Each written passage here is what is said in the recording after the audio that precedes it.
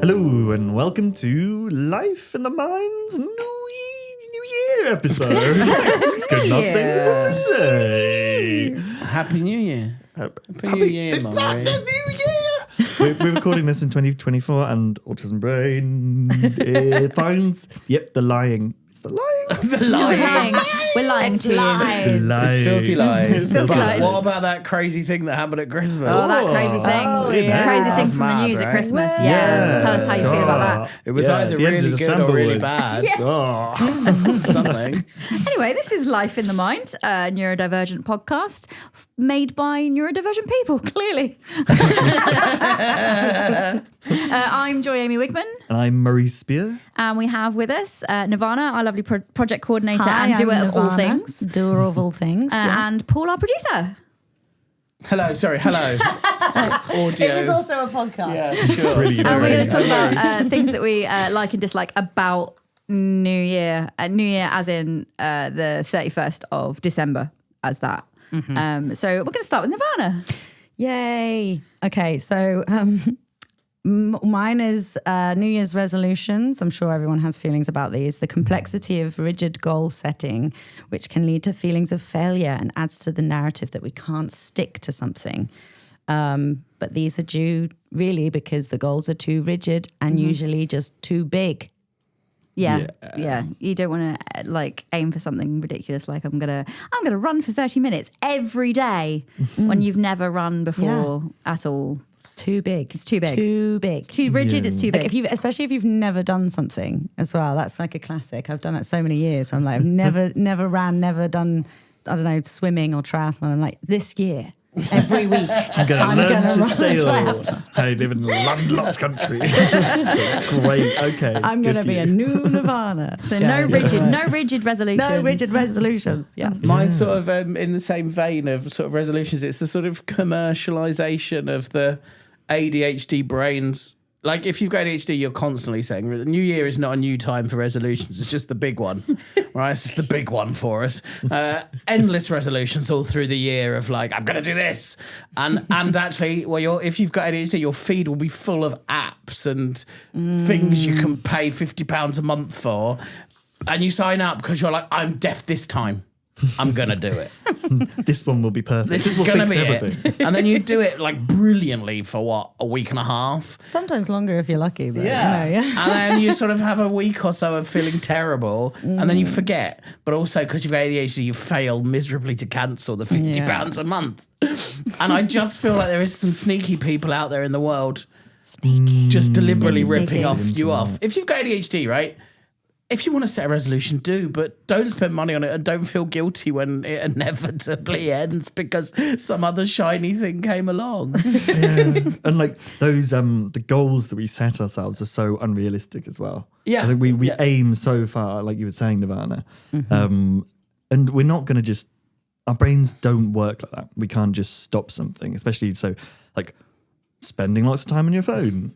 That's a dopamine feeding thing. It can also be connecting to various different things. The loneliest time of the year, the darkest time of the year, you've got the least vitamin D, so you're more likely to feel depressed. You've just been overloaded by December's Christmas jazz. And that thing that happened in the news. That thing that happened on the 25th of December, which is definitely past. And like those things are not, you shouldn't think that you're going to drop those. Like it's like there's been so many psychological studies that have shown the best way to introduce new habits is gradually just change things, gradually just introduce different things into your routine. And that will actually build a healthier and more long-term pattern of that, which is one of the reasons, it doesn't work with our lovely ADHD brains. It's like, I'm suddenly going to learn to fly a plane. Have I ever flown a plane before? No, there's an airport. No, there's no airport anywhere near me. 4-hour drive every day to the airport to learn to fly a plane. That's reasonable. Clearly, I'll be flying it on day one. Yeah. There's no got that. You've got to fly it on day one or you're not doing it. Otherwise, nope, that's done. I have a sort of opposite thing with so for New Year, in terms of things like resolutions and stuff, I have quite a severe blank canvas syndrome. And New Year is like snow that nobody's walked across yet. If I walk on it, I'm gonna mess it up. If I start something new, I'm gonna mess it up if I start anything. So I get really like frozen at the start of a new year because I don't let it go, let it go. Let's get done by the litigious mouse.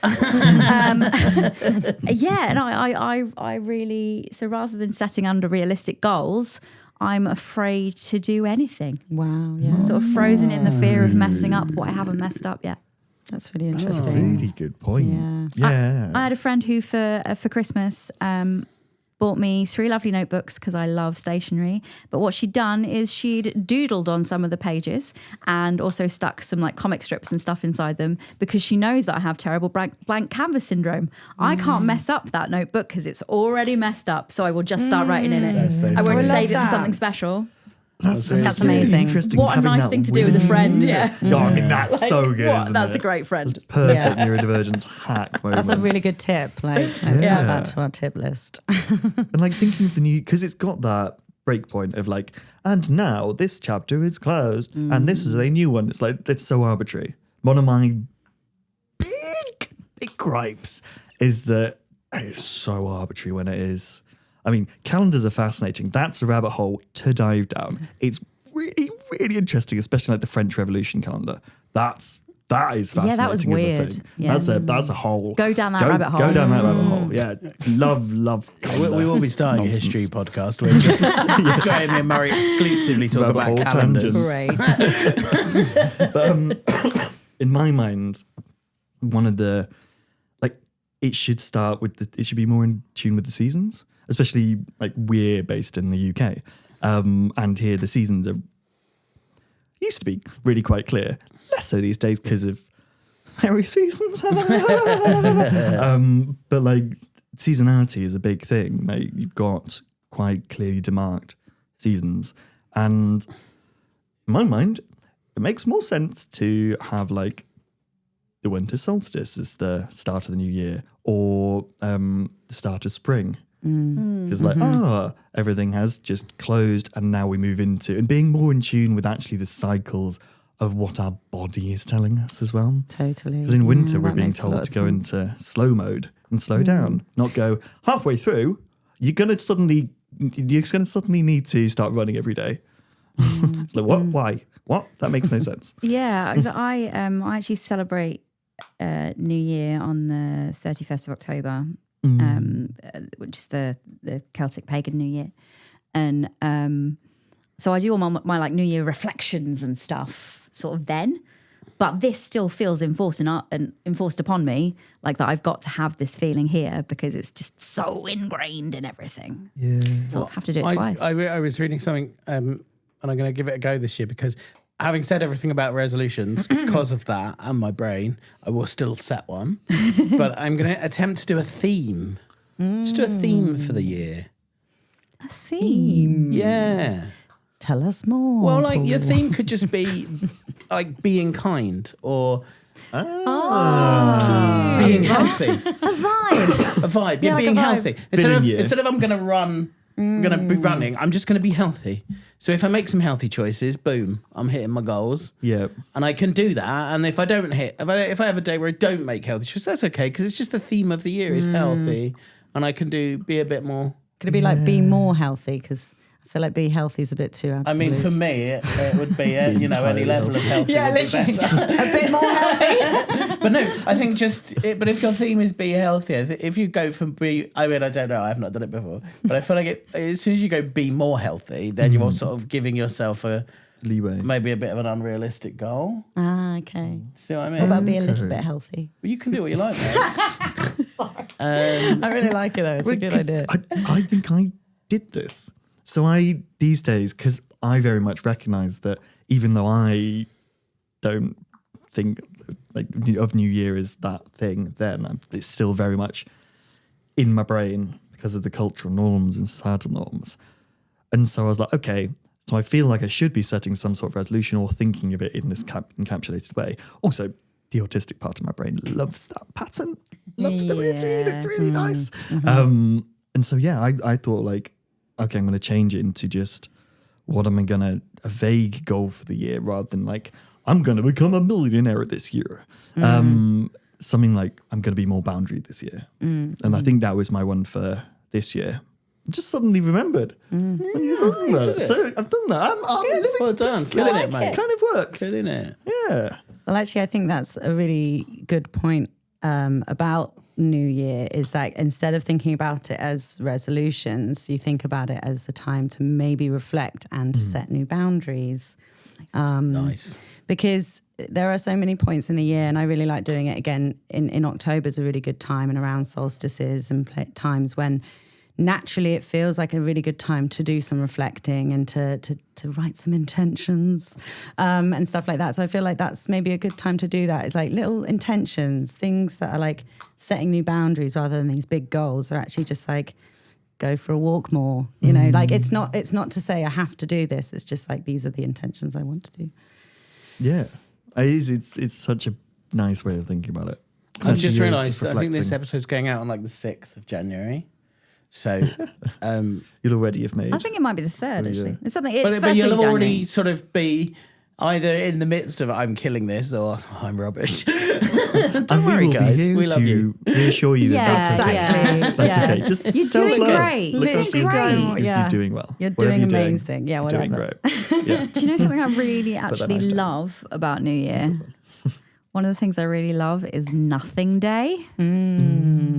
Because no one expects anyone to do anything of any worth on the first day of the year, right?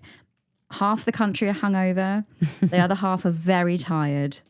So like there's no expectations on the first day of the year. No, Yeah. I've never started a New Year's resolution on the first day of the year. It's perfectly acceptable to just sit on the sofa under a duvet and watch films. I think that might be I think a walk. I feel like New Year's Day. I'm not saying you should go for a walk. I just feel every New Year's Day I feel a pressure as the father of the household to lead us in a walk. Silly Everyone else is nonsense. like, oh no, With I'm his at a staff. sofa. Come on, everyone, let's go out. We and are get going fresh air. for a walk. Look, normally we have the whole family together on New Year, but like we don't this year. So actually it will just be me and Paul and our toddler. So I say we could sit on the sofa under duvets and watch films. What I mean is we could sit on the sofa under duvets and watch Bluey. That's basically what's going to happen. Toddler rule. I actually do really agree with you on that though. The blank cat. Is it? No, wait, that's not the blank canvas. No, the rest, Nothing Day. Nothing Day. Sorry, yes, yeah. I'm getting them mixed up. The Nothing Day, because I think there's I don't know about you, but I get FOMO or kind of it's not really fear of missing out. It's like fear of missing like your productivity or fear of missing out on where I'm at in the time or wasting a day.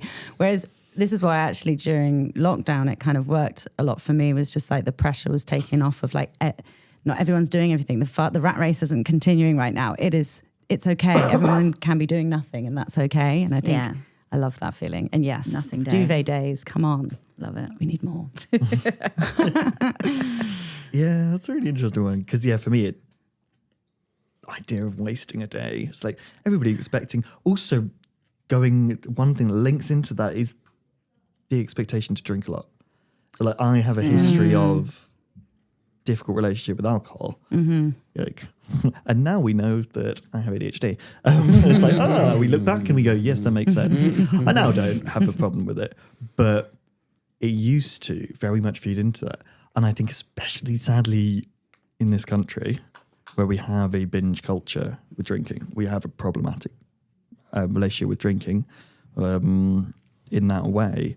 It's New Year's Eve. It's dangerous. I mean, it's out and out dangerous. Yeah.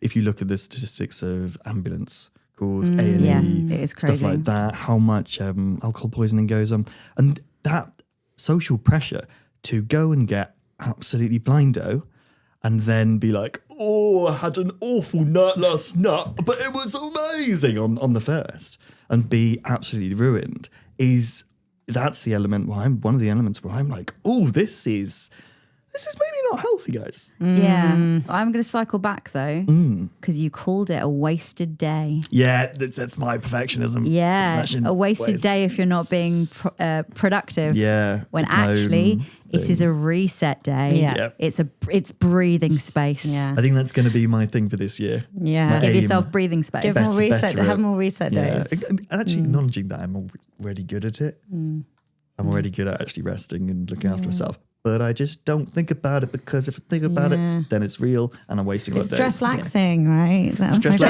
favorite thing to laxing. do. I love stress laxing. Just gonna sit still. It's my fave.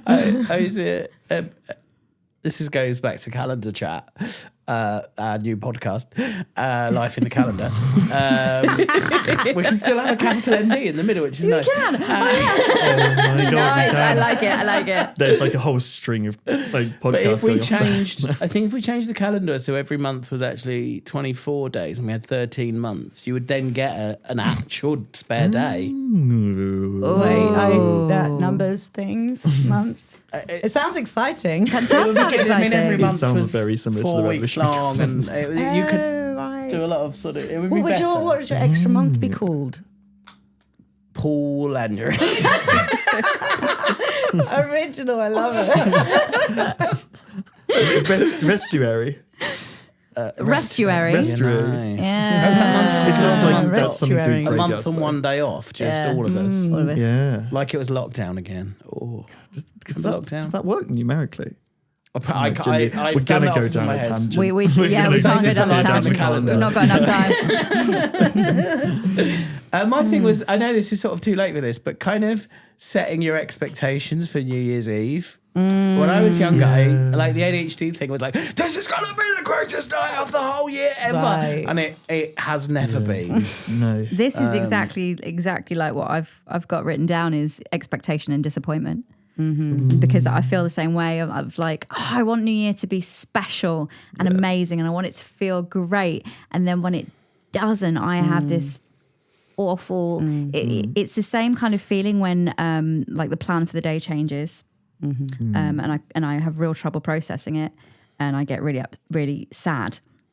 And New Year does the same thing. Valentine's Day was always the same problem as well. More before I was with lovely Paul. But I was, Every day's Valentine's Day with lovely Paul. darling. No, it started this week, but I said with me rather than with Joanne. Getting on the self-love train. Yeah, baby. Really Well, well. I used my to thing. tell people when I was dating them that I don't do Valentine's Day, and it's not because I hate Valentine's Day. It's because I love Valentine's Day, and I know I'm going to get disappointed. Yeah. So I have this thing about New Year that what I want to do is I want to go out dancing, and I want to have the optimum level of wine, which is probably 2 glasses, and I want to be able to stop there, and I want to come home once I'm tired, and I want to listen to cheesy tunes, the exact right music, and that can never happen. And I get really sad. I get a real problem with it. I can really relate to that in terms of, especially from that kind of chronic illness point of view, Oh, which man, of course yeah. massively overlaps with neurodivergence.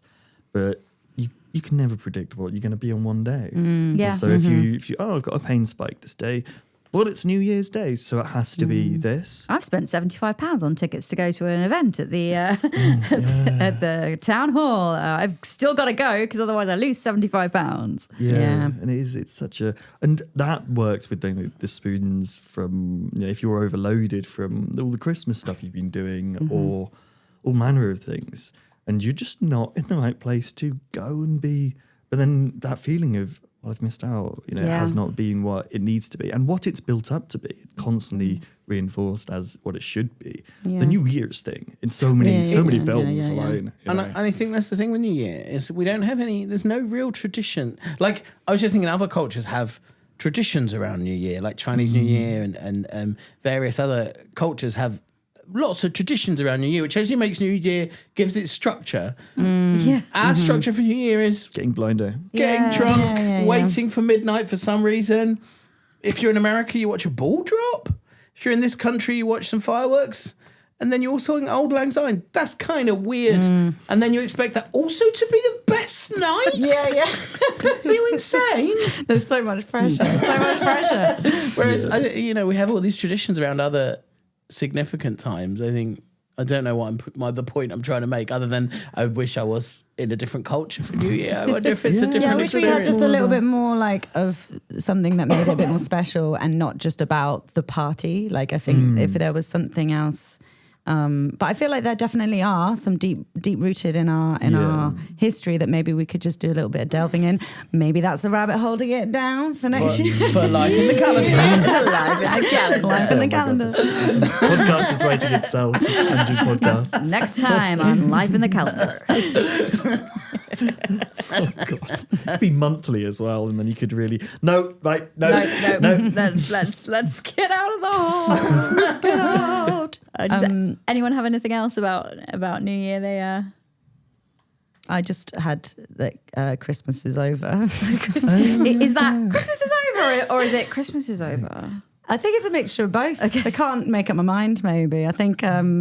I think there's all of the overwhelm of December. There's so much going on. There's a lot of let's get this thing finished and let's get this finished before New Year's. And certainly around self-employment and other work outside. So I feel like there's a lot of stuff going on and then suddenly poof, it's New Year's.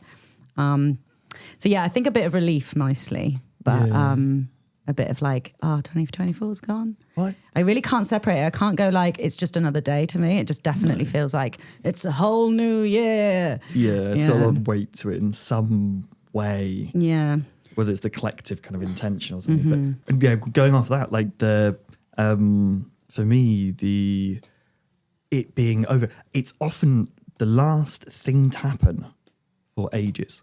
It's the last event, and everybody's tunneled so much money, funneled so much money and kind of intention and energy into this really short span of time where loads of things happen. And then there's just not much on for ages, unless you go wassailing, which if you don't know what it is, look it up. I love I wassailing. highly recommend. And if you can go to one, go to one.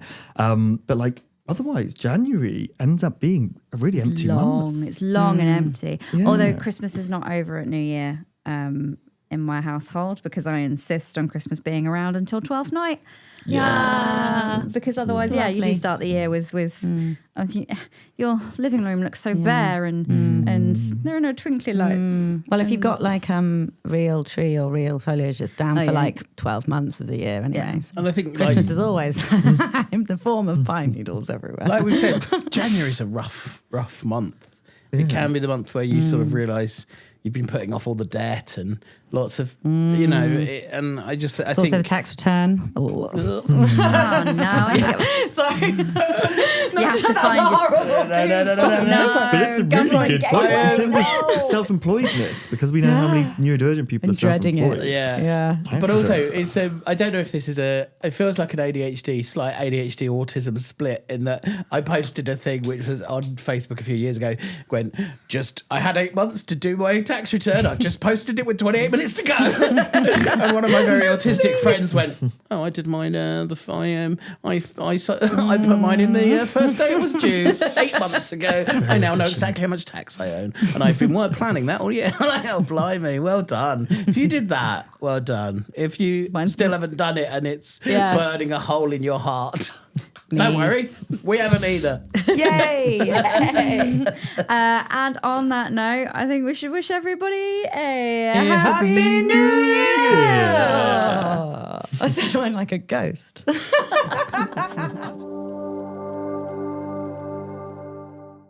Okay, folks, that's it for this episode. You can follow us on Instagram at life.inthemind. Our other socials are linked in our bio. Don't forget to like, subscribe, and comment. See you next time.